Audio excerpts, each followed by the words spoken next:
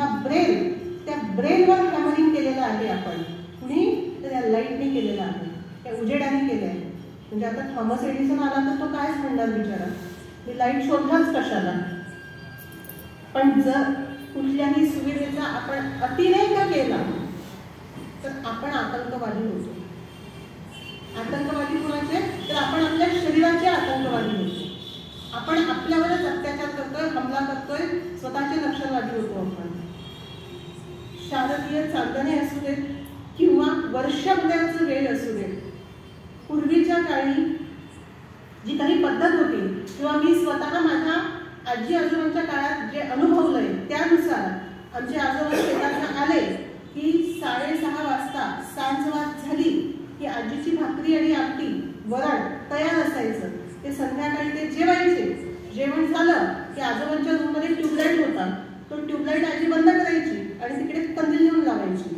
आम्हाला कळे ना की आजी तिकडे कंदील का लावते. जेवण होऊन 7:30 पावणे 8 झाले की आजोबा अर्धा पाऊण तास त्या कंदिलाच्या प्रकाशामध्ये बसायचे आणि त्यानंतर 1.5 तास कीर्तनामध्ये जायचे. तिकडनं आले की ते झोपायचे.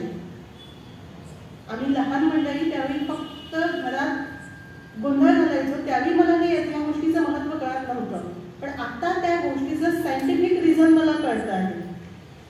जेवण झालेलं आहे, तुम्ही तुमच्या ब्रेनमध्ये मायक्रोवेव्ह सिक्रेट होऊ द्या. त्यानंतर जे दिवसभराचे बौद्धिक विषय घेऊन तुम्ही फिरताय ती सगळी देवाच्या चरणी अर्पण करा की आजचं झालंय ते पुरे, आता उद्यासाठी मला प्रिपेअर करा. आणि त्याहीपेक्षा उद्याचा दिवस तुम्हाला दाखवणार आहे हा स्वतःवरचा आणि देवावरचा विश्वास, तो घेऊन ती मंडळी झोपायची आणि सकाळी परत ऊर्जेने सगळे हार्मोन्स, सगळे पॉझिटिव्ह हार्मोन्स मुबलक मात्रेमध्ये स्वतःमध्ये सिक्रेट करून घ्यायचे आणि परत जगायचे, परत आपल्या कामाला लागायचे. म्हणून त्या माणसांना उतावळेपणा करायची गरज नव्हती, कारण त्यांना विश्वास होता की मी 100 वर्ष जगणार आहे. आम्हाला आमच्या आयुष्यावरचा विश्वास कमी झालेला आहे.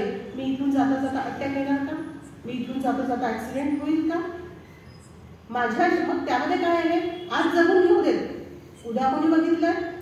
मान्य आहे आपण या पद्धतीने ह्या चार्वाक नीतीने नक्कीच जगावं, पण काय जगावं. आज पिझ्झा खाऊ दे, उद्या दिसेल नाही दिसेल, कोण पिझ्झा की आपण. प्रश्न कोणाला आहे हा प्रश्न पिझ्झाला नाहीये, हा प्रश्न आपल्याला आहे. आपण करतोय, किती अविश्वास आहे. लग्न समारंभांना जायचंय तर झगझगीत जायचं, झगा बघा मला बघा. तिथे जाऊन आपण त्या समारंभामध्ये काय करायला जाणार आहोत हा हेतूच गौण आहे. मला आनंद भेटावा म्हणून, मला आनंद तरी काय तर क्षणिक आनंद भेटावा.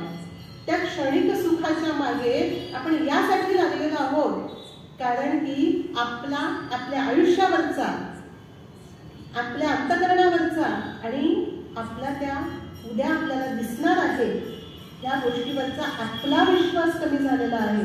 आणि हा विश्वास कोण देतंय आपल्याला, तर आपली आंतरिक शांती देते. आणि ही आंतरिक शांती आपल्याला व्रतवैकल्य, आपली संस्कृती देते. ह्या संस्कृतीला अंधश्रद्धा म्हणून त्याला हिनवायची गरज नाही. याला हे अगदी खोटार आहे म्हणून त्याला दुर्लक्षित करण्याची गरज नाही, तर काळाची गरज आहे की यामागचं आपण शास्त्र शोधावं, ते अंगीकारावं आणि अंगीकारल्यानंतर जो अनुभव येईल तो आपण शेअर करावा.